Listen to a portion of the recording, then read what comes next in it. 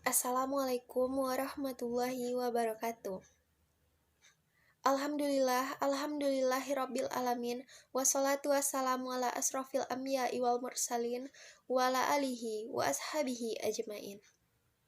Pertama dan terutama sekali, marilah kita ucapkan puji dan syukur atas kehadiran Allah Subhanahu wa Ta'ala yang telah melimpahkan rahmat dan karunia-Nya kepada kita semua, sehingga kita dapat mengikuti proses perkuliahan sosiologi pada hari ini. Baiklah, kami dari kelompok 7 akan mempresentasikan hasil diskusi kami mengenai kekuasaan dan wewenang. Yang beranggotakan saya sendiri Dika Nadia Henry dan rekan saya Fadila Nuriantika. Baiklah, yang pertama mengenai pengertian kekuasaan. Kekuasaan atau authority adalah kemampuan untuk memerintah dan memberi keputusan yang baik secara langsung maupun tidak mempengaruhi tindakan-tindakan pihak lainnya. Melihat sifat ilmu sosial yang tidak etis atau normatif, maka kekuasaan memiliki pengertian yang netral. Untuk melihat baik dan buruknya, perlu dilihat penggunaannya bagi keperluan masyarakat.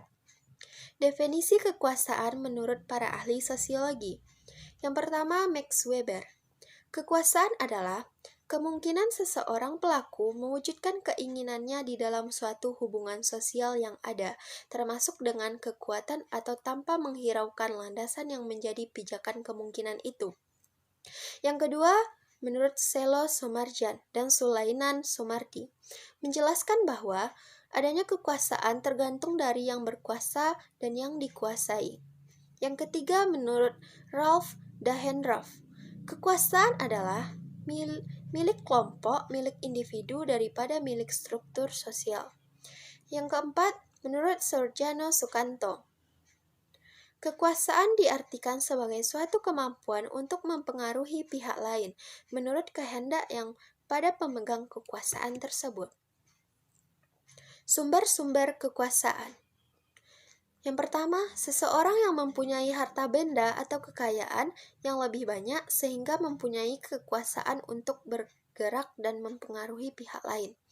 Yang kedua, dengan status tertentu, seseorang dapat memberikan pengaruhnya atau memaksa pihak lain supaya melakukan sesuatu sesuai kehendaknya.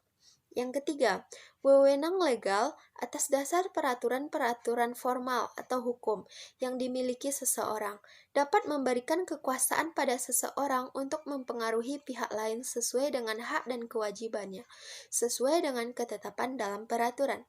Yang keempat, kekuasaan dapat pula tumbuh dari adanya kepercayaan khalayak seperti tradisi, kesucian, dan adat istiadat.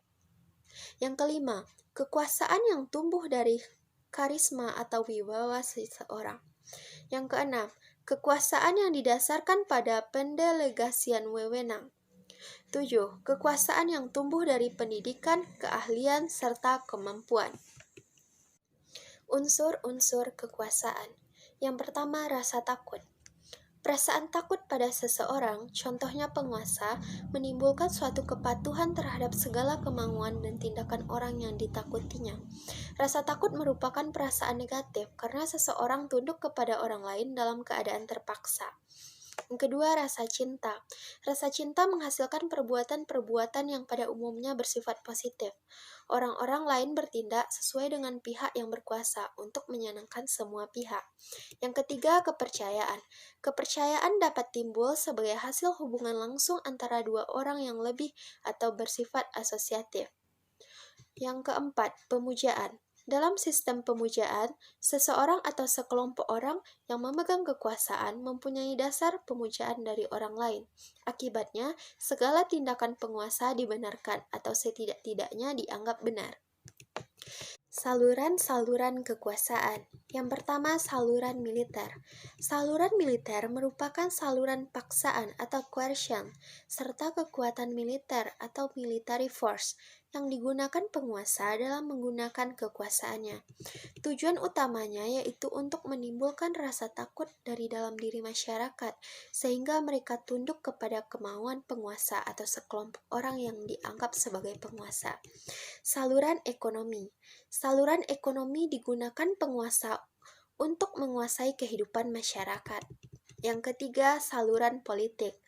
Melalui saluran ini, penguasa dan pemerintah berusaha untuk membuat peraturan yang harus ditaati oleh masyarakat, yaitu dengan meyakinkan atau memaksa masyarakat untuk menaati peraturan yang telah dibuat.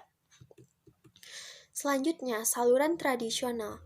Saluran tradisional merupakan saluran yang menggunakan penyesuaian tradisi pemegang kekuasaan dengan tradisi yang terkenal di dalam suatu masyarakat, yaitu dengan jalan menguji tradisi pemegang kekuasaan dengan tradisi yang sudah meresap dalam jiwa masyarakat, sehingga pelaksanaan kekuasaan dapat berjalan dengan lebih lancar. Saluran ideologi. Para penguasa dalam masyarakat biasanya mengemukakan serangkaian ajaran atau doktrin yang bertujuan untuk menerangkan sekaligus memberikan dasar pelaksanaan kekuasaan. Selanjutnya yaitu pengertian wewenang. Wewenang merupakan dasar untuk bertindak, berbuat, dan melakukan kegiatan atau aktivitas dalam suatu perusahaan. Definisi wewenang menurut para ahli sosiologi. Yang pertama, menurut George R. Terry, menjelaskan bahwa wewenang merupakan hak jabatan yang sah untuk memerintah orang lain, bertindak, dan untuk memaksa pelaksanaannya.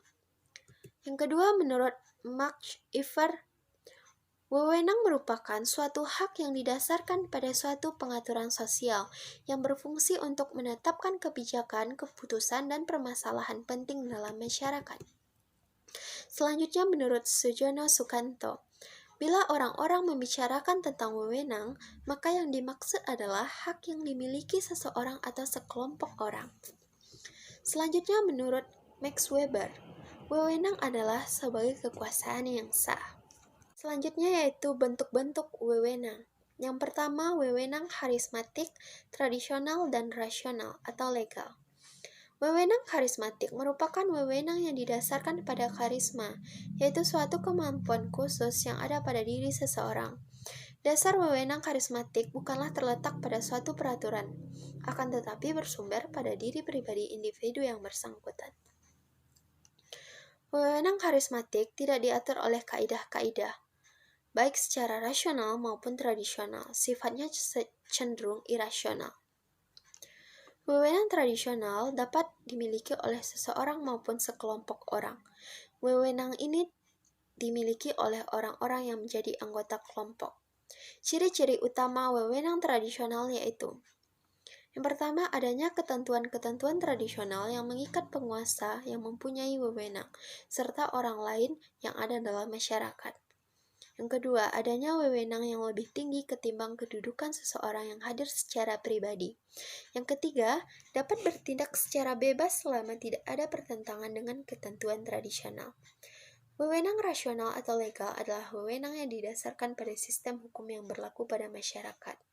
Sistem hukum ini dipahamkan sebagai kaidah yang telah diakui dan ditaati masyarakat, yang diperkuat oleh negara.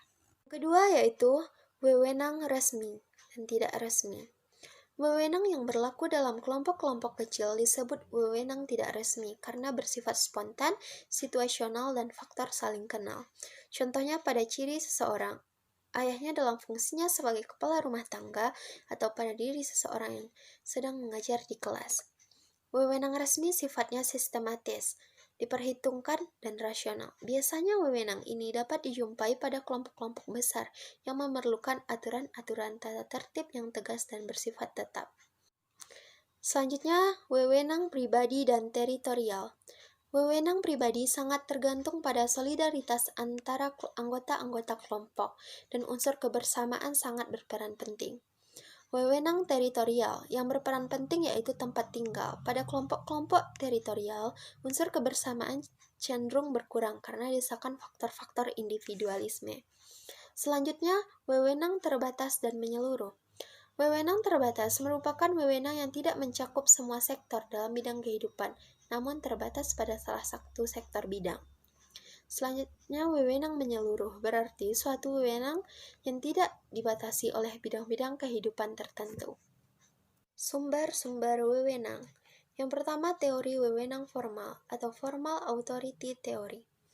Wewenang yang dimiliki oleh seseorang bersumber dari barang-barang yang dimilikinya, sebagaimana yang diatur oleh undang-undang, hukum, dan hukum adat dari lembaga tersebut. Contoh, pemilik saham mempunyai wewenang karena saham yang dimilikinya. Yang kedua, teori penerimaan wewenang atau acceptance authority theory. Wewenang bersumber dari penerimaan kepatuhan dan pengakuan para bawahan terhadap pemerintah dan kebijakan-kebijakan atas kuasa yang dipegangnya. Contoh, rakyat memilih presiden sehingga presiden memiliki wewenang untuk memerintah. Wewenang dari situasi atau authority of the situation. Wewenang bersumber dari situasi darurat atau kejadian-kejadian luar biasa.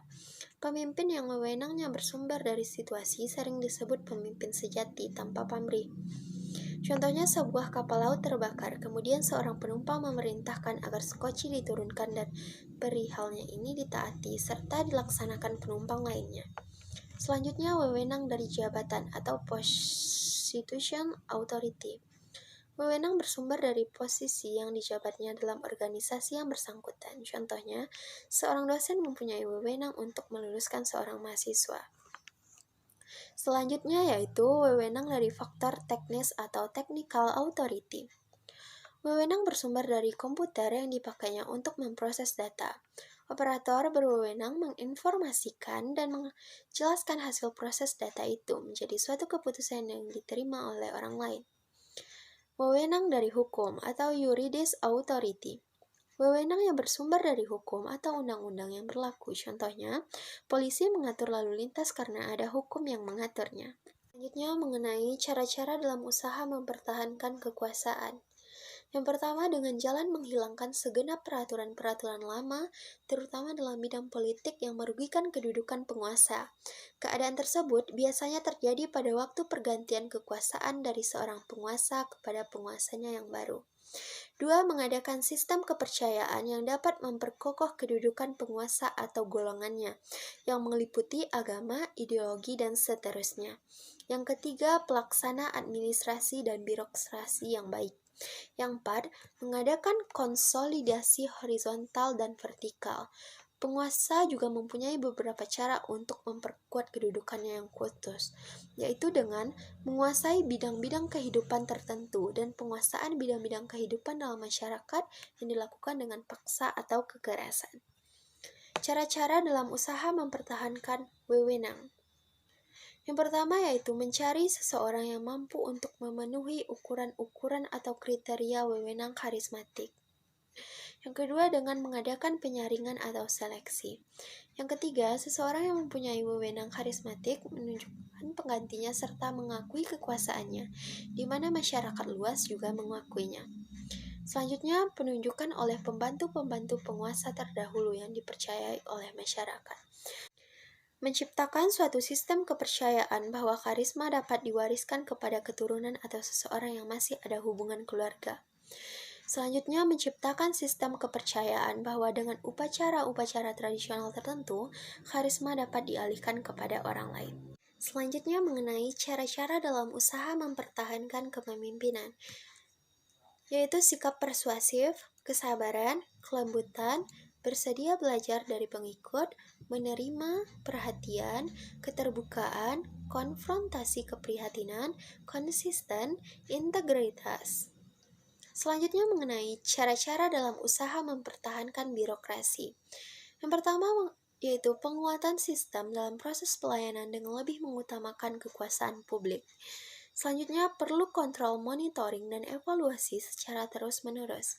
Penguatan peraturan-peraturan terhadap pegawai yang membawa perubahan mindset. Yang terakhir yaitu pemberian punishment. Baiklah, hanya sekian dari kelompok kami. Salah dan janggal kami mohon maaf. Semoga dengan adanya hasil diskusi ini, teman-teman semua lebih memahami mengenai materi kekuasaan dan wewenang. Baiklah, akhir kata saya akhiri dengan wabillahi taufiq wal hidayah. Assalamualaikum warahmatullahi wabarakatuh.